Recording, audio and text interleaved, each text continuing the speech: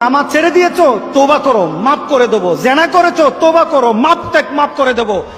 আকাশ সমান গুনাহ করেছো, তওবা করো, মাফ করে দেবো। আল্লাহু আকবার। শুধু তাই নয়, আল্লাহ বলেন, বান্দা যখনই তওবা করবি তোরে আমি পছন্দ করি। এত গুনাহ করার পর তুই যখন আমার সাথে তওবা করবি, আমি তোরে পছন্দ করি। শুধু তাই নয়, আল্লাহ সুবহানাহু ওয়া তাআলা বলেন, যারা মুতাতাহহিরিন, যারা পবিত্রতা অর্জন করে, আল্লাহ তাদেরকে পছন্দ করে। আমরা পবিত্রতা অর্জন করি কি দিয়ে? উযু দিয়ে। বলেন কি দিয়ে? উযু দিয়ে। আমরা পবিত্রতা অর্জন করি তওবার মাধ্যমে। প্রথম, এটা হলো আত্মার পরিশুদ্ধতা। আপনার দেহকে পরিশুদ্ধ করতে হবে, আত্মাকে পরিশুদ্ধ করতে হবে। আপনার আত্মাকে পবিত্র বানাবেন।